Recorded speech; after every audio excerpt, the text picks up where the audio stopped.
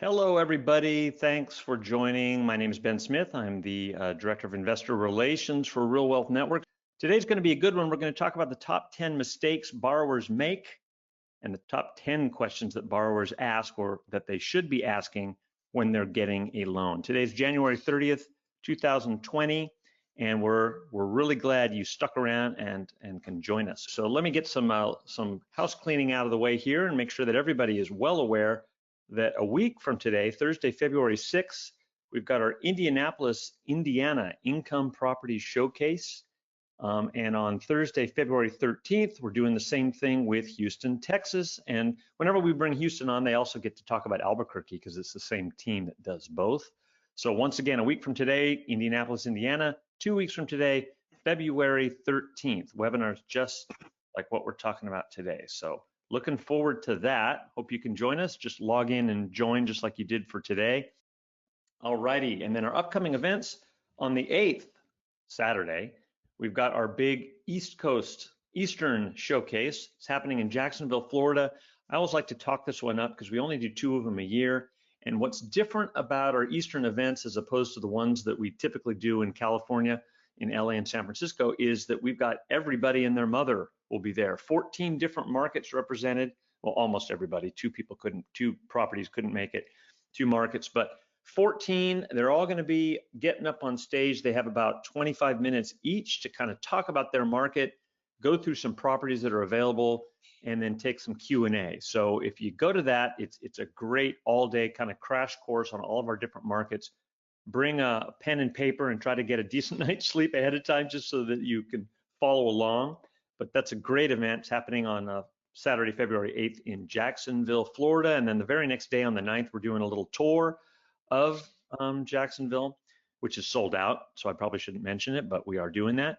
And then our March event, Saturday and Sunday, March 14th and 15th, is one of our more traditional West Coast events. We do 7 of them, 7 different dates or 14 separate events a year. And it's going to be on San Mateo on Saturday and Los Angeles on Sunday. And that one, we're going to have Cleveland, Jacksonville, and Indy. So 3 separate cities. And on top of that, we're going to be doing an investor panel, which people really like. It's literally 5 or 6 investors, 3 or 4, I'm not sure the exact number yet, but talking about what their experiences has been, what properties and what markets they've bought in, and the good, the bad, the ugly, if there was any ugly. They talk about all that. We're doing that both up north and down south in LA, 2 separate member investor panels. So if you want to go to any of those events, please log in and register so we have a somewhat accurate head count. Be most appreciated. All right, our happy, healthy, friendly disclaimer is while Real Wealth Network uses its best efforts and proven protocols to screen, review, and understand the operations of Highlands Residential Mortgage, we cannot and do not guarantee the success of the services offered by them. For anyone purchasing a property, Real Wealth Network strongly encourages you to essentially do 3 things. Refer to and follow the investor checklist, which is a list of absolute must-dos prior to purchasing any property. We usually send that out after a strategy session, and you can also find it online at our website. Number 2, order a full home inspection from a third-party licensed home inspector. Even if the property team provides one, we still strongly insist that you get your own because it's really nice to have. It protects you, it protects the property team, and it's also a nice little snapshot in time. It's like, hey, when I bought this property in March of 2000, wonderful. Here's the pictures of the back bedroom. Here's the pictures of the bathroom. Here's the condition of the roof. Just nice little encyclopedic snapshot in time. And then number 3, order an appraisal. A lot of times people forget about this because they're getting financing like through Graham, and that kind of happens automatically, right? But if you're buying something all cash, that doesn't happen automatically. So we like to just emphasize that, hey, if you're buying all cash, which most of our members don't do, but some people do, and you need to remember to order an appraisal to make sure you're not overpaying for the property. So anyway, there's our disclaimer. Number 1, number 2, number 3, committed to memory. Make sure you do that. Thank you very much. All right, advance. Thank you. All right, so I'm gonna handle this one real quick, Graham, and then I'll turn it over to you. But okay, there's Graham front and center down at the bottom there, his smiling mug. and he's been a mortgage loan officer for a long time, 21 plus years, leader of financial expertise in investment property lending, and is developing a significant following among investors nationwide.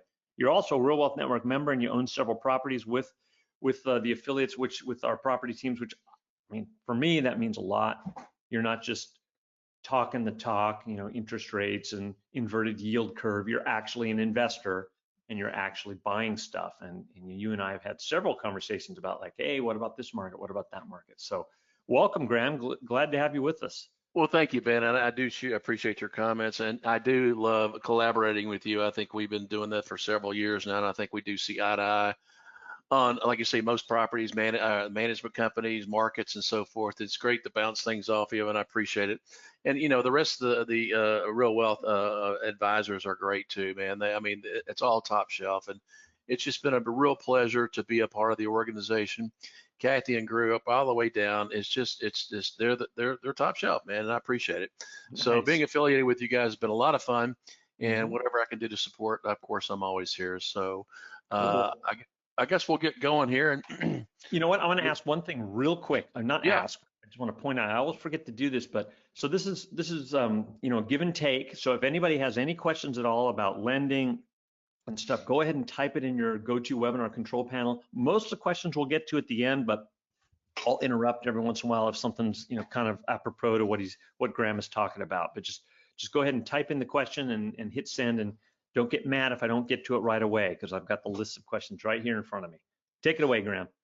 well, thanks. And they threw this number up on the screen. We closed 480 transactions last year, and they were all investor. And just to give you a little brief history on myself, I have been working with investors for over 20 years, and we'll close this many loans annually.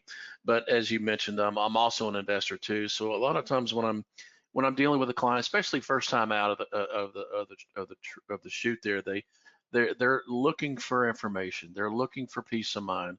And my job is, not only to help support them, but educate them and give them the peace of mind. And if I can give them, 85, 90% peace of mind all the way to the close, then I've done my job. I mean, this is getting a loan is sometimes very complicated. And it's sometimes rather daunting on people that have not been through it before, but we try to streamline it as much as possible. We have a solid team. You saw some of the members there. We've grown quite a bit since then. But everybody has their lane, and I think of the people on the list, and I admire all of my competitors. I like to think that our service levels are at the top of the list, so to speak. But that's just my personal preference. But we try to care for our clients. We want to make sure that we get the transaction done on time and not ugly, and that's kind of our motto. So anyway, let's just move on. If any loan officers are on this webinar, you're probably going to thank me at the end of this conversation or end of this webinar, because it's amazing how many times people can ask the same questions over and over. And you'll see at the end of the presentation, I've actually got a guide that you're welcome to get a hold of. But working with investors for over 20 years, you guys seem to always ask the same questions over and over. And oddly enough, you make the same mistakes over and over. So I think once again, the loan officers are going to appreciate me bringing this to your attention, because if you don't work with me and you work with somebody else, at least you understand what these guys are looking for, and you have some of the answers for you. So let's just kind of move on. All right. First question: if I had $1 for every time I had this conversation, I would have a lot of money. Can I close my loan in a limited liability corporation? Fannie Mae and Freddie Mac, which is the lending sources that we use, they do not allow, let me see if I can make this, there we go. They do not allow for any type of entity vesting of the loan, LLC, S Corp, limited partnership, land trust, anything of that nature. It only allows you to fund the loan in your individual name, okay? And the reason being is because, Fannie Mae and Freddie Mac, they are a personal lender. A lot of, the loans that they do obviously are for owner-occupied transactions, and it's set up for individual loans, because when we underwrite the loan, we underwrite your credit, how much money you have, and how much money you make. We don't have anything to do with how much your company does or anything of that nature. It's all about you. And I realize a lot of people are setting up a business, as you will, or some type of retirement plan where they want to, have that asset protection. And I get that. And a lot of the educators around the country that are, advising you when you start your business or passive income business to get the asset protection. I'm in 100% agreement with that. I have 18 properties currently, as you say, Ben, scattered all over the Real Wealth Network. And every one of the properties, I do have my own LLC that is put in. So there's been some changes since, I guess, about a year ago of the attitude of doing that, okay? And I'm gonna give you an exercise that I personally do and 99% of my clientele will do. Yes, I have my properties that are titled in an LLC. What happens is typically once you fund a Fannie Mae loan, it's funded in your individual name, the originator will sell the loan off into the Fannie Mae community. They'll sell directly to a servicer or in Fannie buckets, and then eventually the purchaser of these loans, they'll go through and they'll do a due diligence on the loan. They'll re-underwrite the loan, make sure we did everything correctly, and if it meets their checklist, so to speak, they buy the loan. So during that time period of their, due diligence, and I usually say wait 3 to 4 months because they're setting up the loan and they're servicing queues, so forth and so on.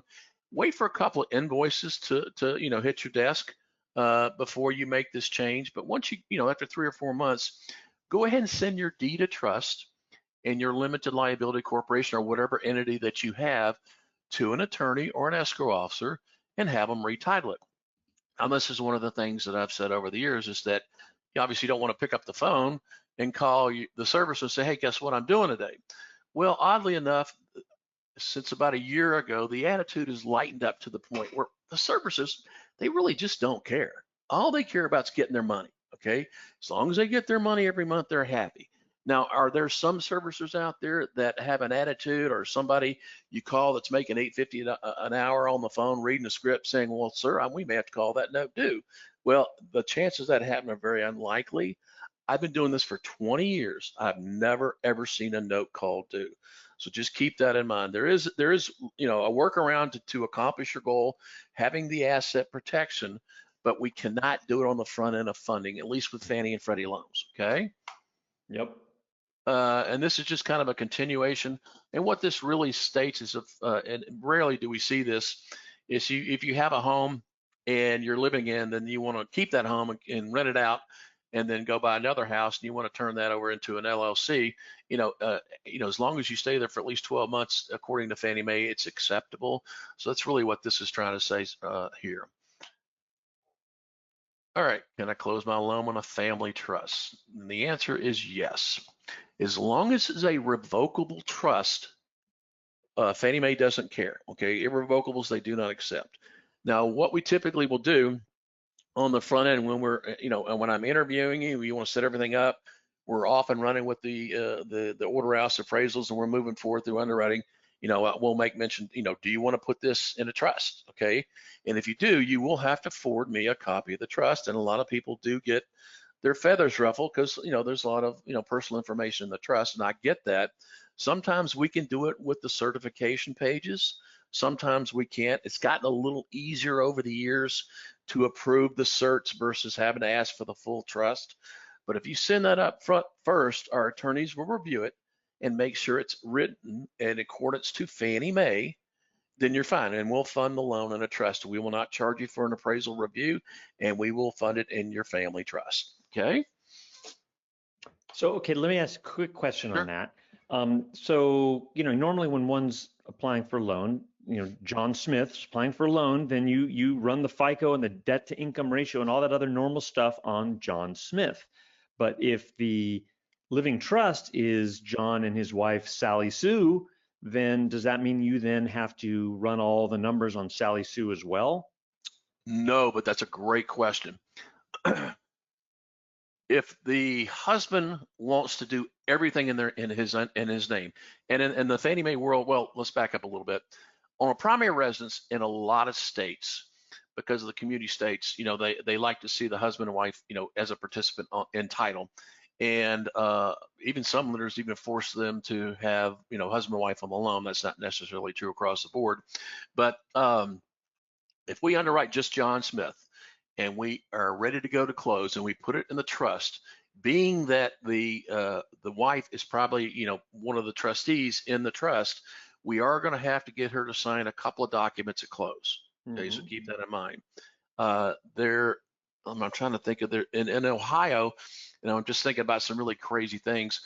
In Ohio and Arkansas, and I think that's the only one, they had this thing called the dower law, which requires the wife in Ohio to sign the mortgage only, not the note, but the mortgage only. And I'm throwing this out, it's not one of the questions, but it's really weird because if you're doing something in Ohio and you want to do it on your own, the spouse will have to sign the mortgage because that's a requirement by the dower law in Ohio. It's crazy. If you have any additional questions on that, you know, get with Ben, or he can refer you to one of the title companies in Ohio that they can explain it for it further. But in Ohio and in Arkansas, sometimes that flares up. Okay. And this is just another continuation of the family trust that I have up here on the board here. So let's move to the next one.